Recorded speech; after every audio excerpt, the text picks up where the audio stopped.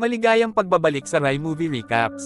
Narito na naman po tayo para sa isa na namang magandang pelikula na pinamagatang Untraceable na napalabas noong 2008. Ito ay patungkol sa isang anonymous na serial killer mula sa dark web at maging ang mga FBI agents ay natatakot na sa kanya. Kaya't ano pa ang ating hinihintay? Sit back, enjoy and relax, love you. Nagsimula ang kwento sa pagpapakita ng isang pusa sa loob ng isang hola, sa harap ng kung saan ay inilalagay ang isang glue trap. Isinasantabi ng isang lalaki ang isang mangkok ng gatas sa harap ng bitag at binubuksan ang hola. Habang lumalabas ang pusa mula sa hola at lumalapit para inumin ang gatas, ang kanyang paa ay naipit sa glue trap at hindi ito makagalaw. Binuksan ng lalaki ang isang maliwanag na halogen light sa harap ng pusa na nagdulot ng init at paghihirap sa pusa. Ang lahat ng ito ay live stream sa isang website na tinatawag na Kill With Me na pinanonood ng libu-libong tao na may kasamang kaligayahan. Pagkatapos ay nag-iba ang screen upang ipakita si Jennifer, isang babae na empleyado ng FBI sa division ng Departamento ng Krimen sa Cyber na lubos na magaling sa kanyang trabaho. Kamakailan, isinara niya ang isang kaso tungkol sa isang ama at anak na kumita ng milyon-milyon ng dolyar sa pamamagitan ng pakikilahok sa mga online scam kasama ang iba pa. Pagkatapos ng kaso na ito, natanggap ni Jennifer ang isa pang kaso na kaugnay ng website na Kill With Me. Napansin niya na may matinding halogen bulb na nagbibigay liwanag sa isang pusa ng ilang oras na nagdulot ng matinding pangamba sa pusa. Gayunpaman, maliit lamang ang atensyon na ibinibigay ni Jennifer sa sitwasyon at nagtungo sa direksyon ng kanyang bahay. Ilan na ring taon ang nakalilipas mula nang mamatay ang asawa ni Jennifer, kaya't kasalukuyan siyang kasama ng kanyang ina at anak. Sa huli, naisip ni Jennifer ang website at binuksan ito muli ng gabi.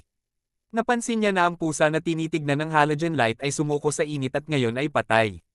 Kinabukasan, pumunta siya sa opisina at sinubukan niyang subaybayan ang website, gayunpaman, hindi niya magawa ito dahil patuloy na nagbabago ang IP address ng website.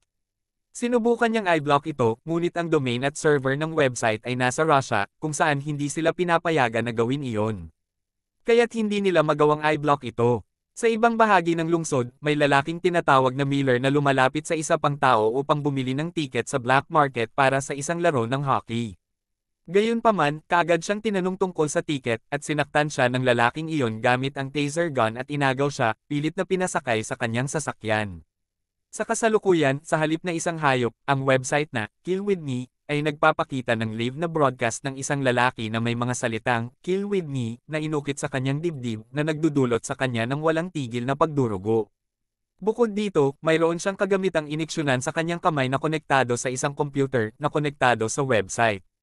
Habang mas maraming bisita ang natatanggap ng website, mas mabilis ang daloy ng likido mula sa iniksyon patungo sa kanyang daluyan ng dugo. Naghaka-haka ang isang opisyal ng FBI na ang likido ay hindi lamang anumang sangkap kundi isang drug ang tinatawag na heparin, na pumapayat ng dugo at kadalasang ginagamit upang pigilan ang pagkakabara ng dugo. Ang bilis kung paano dumadaan ang likido sa injection ay lumalakas habang dumarami ang mga bisita ng website na nagpapapayat palalo ng dugo. Dahil dito, mas maraming pagdurugo dulot ng pagsipit ng dugo na sa huli ay nagdudulot sa kamatayan ni Miller. Namamataan ng mga opisyal ng FBI na ang bilang ng mga manunood sa website ay mabilis na. Nadidagdagan, at ilang oras mamaya, namatay si Miller. Matapos ang live stream, nagtype ang kontrabida ng mga petsa ng kapanganakan at kamatayan ni Miller sa website at nagpasalamat sa mga manunood sa pamamagitan ng pagsusulat ng "Salamat sa panunood." Manatili para sa karagdagang impormasyon. Nadiskubre ang bangkay ni Miller kinabukasan sa takip ng kotseng pagmamay-ari ng isang politiko.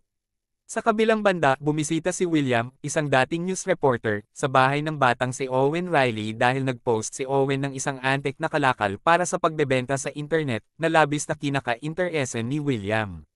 Sinundan ni William si Owen sa basement upang maipakita sa kanya ang sinaunang bagay, ngunit habang naglalakad sila patungo roon, bigla na lang hinalikan ni Owen si William gamit ang taser pistol, pilit siyang pinatumba at pinabagsak sa basement.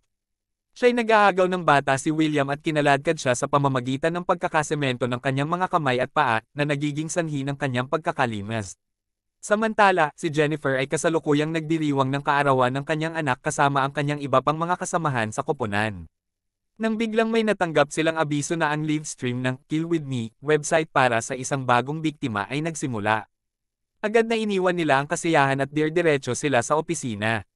Nakita nila na si William ay nasa isang kakaibang contraption, ang kanyang mga kamay at paa ay nahulog sa semento, at daan-daang mga halogen na ilaw ang inilagay sa paligid niya, katulad ng nakaraang kaso na may kuting. Gaya ng dati, sa pagkakataong ito, mas marami ang traffic ng website, mas tumitindi ang liwanag ng mga halogen, at mas mabilis ang mamamatay si William dahil sa matinding init na likha ng mga ilaw. Ang trapiko sa website na ito ay mabilis na lumalaki, at si Senior Officer Richard ng FBI ay nagdesisyon na magkaroon ng isang press conference tungkol dito. Iniisip niya na kung hindi niya ito gagawin, magmumukhang walang ginagawa ang FBI upang tugunan ang isyu. Gayunpaman, hindi sang-ayon si Jennifer sa paraang ito, inuunawa niya na ang pagkakaroon ng press conference ay magpapabilis lamang ng trapiko sa website at ng kamatayan ng mga biktima, na iyon ang nais ng mamamatay tao. Gayunpaman, kinakailangan na nararamdaman ni Richard na magpatuloy sa press conference upang maiwasan ang pangunahing ideya na ang FBI ay walang aksyon. Pinagtutuunan ni Richard ng pansin ang isyong ito sa press conference at mariin niyang inuudyukan ang mga tao na huwag puntahan ang website, sinasabing ang paggawa nito ay tila pag-aproba sa isang pagpapatay. Pagkatapos ng press conference, tulad ng inaasahan, mas bumilis ang paglaki ng trapiko sa website na umaabot na sa milyon-milyong manunood. Sa sandaling iyon, natanggal ang tali na nakatali sa bibig ni William at siya'y nagtangkang magsalita. Sinabihan sila ng isang miyembro ng koponan ng FBI na kayang magbasa ng labi na binabanggit niya ang isang address, 808 Newberry. Agad namang pumunta ang FBI sa nasabing address, ngunit wala silang natagpuan roon kundi isang laptop na nagpapakita ng parehong balita mula sa press conference na ibinigay ni Richard kanina. Nagmungkahi si Jennifer na marahil ay naroon ang killer sa bahay ngunit agad nang tumakas. Sa kanilang pagsisiyasat ng bahay, natuklasan nila na pag-aari ito ng isang matandang lalaki na naninirahan sa South Korea at bihirang bumibisita sa bahay. Paminsan-minsan, mga bawat ilang taon, ginagamit ng pumatay ang bahay para sa kanyang mga gawain. Ang pinakamalaking tanong na kinakaharap ng FBI ay bakit tina-target ng mamamatay tao ang mga tao at bakit niya ito ini-livestream. Ang solusyon sa kaso ay malaking tulong sa pagtukoy ng mga sagot sa mga tanong na ito.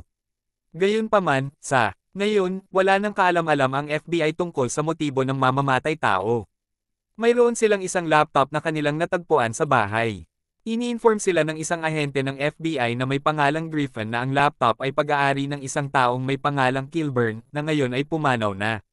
Si Kilburn ay dating nag-o-upload ng nakakabahalang mga video sa 5 magkaibang website, at ang kanyang laptop ay may libu-libong ganitong mga video. Gayunpaman, ang video ng pusa sa website na Kill With Me ay na-upload mula sa parehong laptop na nagpapahiwatig na ninakaw ng mamamatay tao ang laptop ni Kilburn pagkatapos siyang mamatay. Kinabukasan, habang naliligo si Jennifer sa banyo, napansin ni Annie, ang kanyang anak, ang laptop nang magbukas ng mag-isa ang website na Kill With Me. Nagpapakita ang screen ng isang live stream ng mismong tahanan ni Jennifer. Dahil sa kuryosidad, lumabas si Annie upang tingnan kung sino ang nasa likod ng live stream na ito. Sa oras na iyon, lumabas si Jennifer mula sa kanyang shower at tumanggap ng tawag mula sa kanyang kasamahan na si Griffin, na nag-uulat sa kanya ng sitwasyon. Tumingin si Jennifer sa kanyang laptop screen at nakita ang live stream ng kanyang tahanan, na may kanyang anak na nakatayo sa labas ng pinto.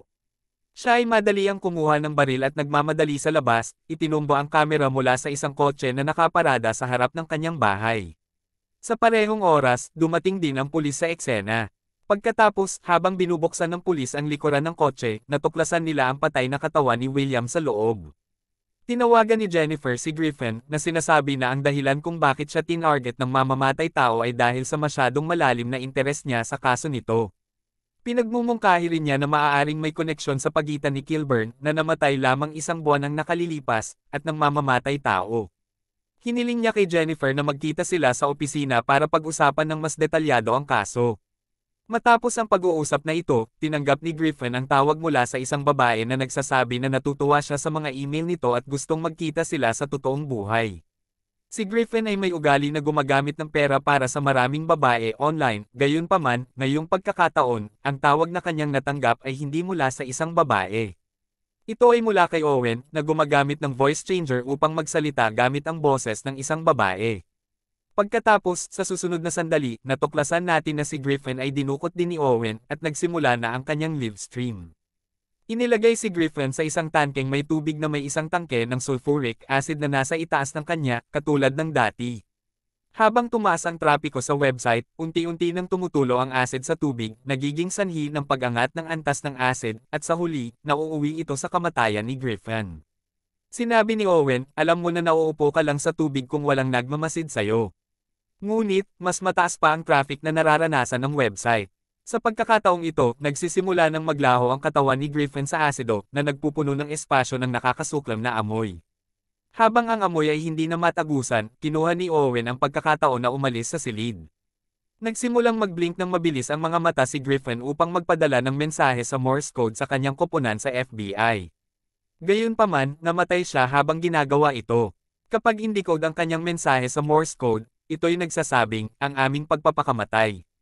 Matapos ang mga pangyayaring ito, nagsisimula ng mag-isip si Jennifer kung ano ang nais iparating ni Griffin noong gabi na iyon. Binigyan siya ni Griffin ng isang DVD na kinuha mula sa laptop ni Kilburn at inilagay ito sa kanyang sariling laptop. Naglalaman ang DVD ng maraming nakakabahalang mga video, at isa sa mga ito ay may pamagat na Rush Hour Suicide na katulad ng Morse code na ibinigay ni Griffin na nauugma sa R Suicide. Sa video, makikita ang isang lalaki na nagpapakamatay sa pamamagitan ng pagbaril sa kanyang ulo sa isang tulay.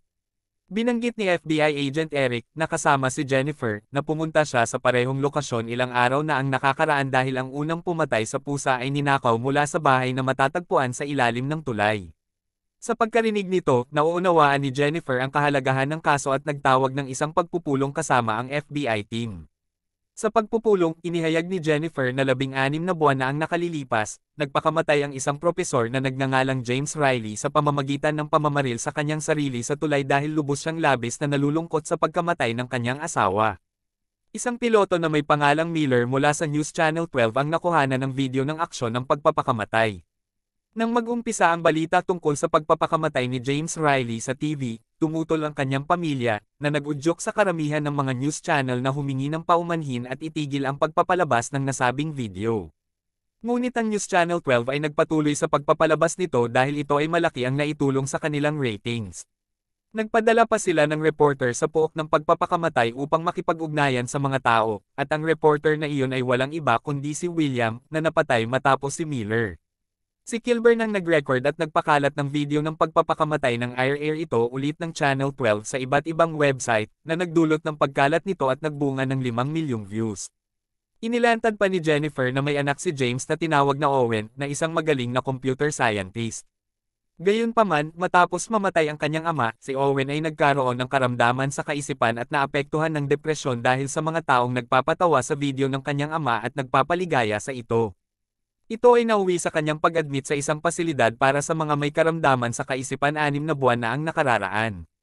Inilabas siya mula sa ospital, at ngayon ay naghahanap siya ng paghihiganti laban sa mga taong nagsamantala sa kamatayan ng kanyang ama. Ito ang dahilan kung bakit unang kinausap niya si Kilburn, dahil si Kilburn ang nagpabilis ng pagkalat ng video ng kanyang ama, at saka ang piloto na kumuha ng footage, at saka ang reporter na sumulat tungkol sa insidente. Ipinaliwanag ni Jennifer na ang logo ng website ay isang X-ray ng bungo ng ama ni Owen, at ang mga numero sa ibabaw nito ay kumakatawan sa petsa ng kamatayan ng kanyang ama. Ngayon na malinaw na ang lahat, inatake ng FBI ang bahay ni Owen. Natagpuan nila ang katawan ni Griffin na walang buhay doon, ngunit nakalabas na si Owen. Upang madali ang mabawi si Owen, ipinalabas ang kanyang larawan at kwento sa lahat ng mga balita. Sa mas late na gabi, habang si Jennifer ay nagmamaneho pauwi, bigla na lamang nawala ng lakas ang kanyang sasakyan at tumigil sa gitna ng kalsada. Nagawa ni Owen na manghak sa mga computer system ng kanyang sasakyan, na nagdulot ng insidenteng ito. Pagkatapos, lumitaw ang boses ni Owen mula sa radyo, at sinabihan si Jennifer na tumingin sa harap. Sinasabi niya na ito ang parehong lugar kung saan nagpakamatay ang kanyang ama sa pamamagitan ng pamamaril sa kanyang sarili, at ang video ay binagalan at ini-upload sa iba't ibang mga website, na may mga komento tulad ng, "Wow!" Sinisisi ni Owen si Jennifer at ang kanyang koponan na kayang kontrolin ang lahat ng ito ngunit hindi ito itinuring ng seryoso. Sumusumamo si Jennifer para sa tawad ngunit hindi siya pinapansin. Tumakas siya mula sa kanyang sasakyan sa pamamagitan ng pagbasag ng salamin sa sobrang desperasyon, at tumakbo papunta sa malapit na pwesto ng telepono para tumawag ng tulong. Dahil nahak din ni Owen ang kanyang telepono, pagkatapos ng tawag, napansin niya na nagsindi ang mga ilaw ng kanyang kotse. Kaya't bumalik siya sa kotse at sinubukang simulan ang makina. Gayunpaman, si Owen ay nagtatago sa likuran ng sasakyan at inatake siya gamit ang isang taser gun, kinidnap din siya. Sa mga sumunod na oras, nang magmulang magbalik si Jennifer sa kanyang malay, natagpuan niya ang kanyang sarili na nakatambad pababa na nakatali ang kanyang mga paa habang ginagamit ni Owen ang isang makina para sa pagputol sa ilalim niya. Ipinapagana niya ang live stream ng Kill With Me website. Habang dumarami ang mga manunood sa website, unti-unti nang bumababa ang lubid na hawak kay Jennifer, na nagdadala sa kanya mas malapit sa makina. Ang koponan ng FBI ay patuloy na nanonood ng live stream, ngunit hindi nila alam ang lokasyon ni Jennifer kaya't nawawalan sila ng ideya kung ano ang gagawin. Sa pagkakataong ito, ang bilang ng mga bisita sa website ay mabilis na nadaragdagan dahil ito ang unang pagkakataon na isang live stream ng isang babae ang itinutuloy. Sa sandaling iyon, natukoy ni FBI Agent Eric ang lokasyon at napagtanto na hindi lang kahit saang lugar ito ay mismong basement ni Jennifer. Tumungo ang koponan ng FBI sa bahay ni Jennifer, ngunit ang distansya ay labis na malayo at tila imposibleng iligtas si Jennifer. Samantala, nagsisimula ng umugoy si Jennifer pababa't pataas, ginamit ang galaw na ito upang magkaroon ng momentum at sa huli magkapit sa isang poste malapit sa kanya. Habang papalapit si Owen upang palayain siya, binuksan niya ang isang linya ng gas sa mukha ni Owen, sanhi ng pangangati sa kanyang mga mata. Ginamit ni Jennifer ang kanyang pagkakataong ito para kalasin ang tali na nakatali sa kanyang paa at bumaba. Sumalakay siya ng buong lakas kay Owen na sumubok na barilin siya gamit ang isang baril. Ngunit binasag ni Jennifer ang baril sa kanyang kamay, kinuha ito, at nilabas ang lahat ng 6 na bala sa kanyang dibdib, tapos na ang kanyang buhay. Sa wakas, umakyat si Jennifer patungo sa kamera at ipinakita ang kanyang badge mula sa FBI, na nagpapalam sa buong mundo na matagumpay na naalis ng FBI ang mamamatay tao. At dito na nga nagtatapos ang pelikula natin para sa araw na ito. Maraming salamat sa panunood.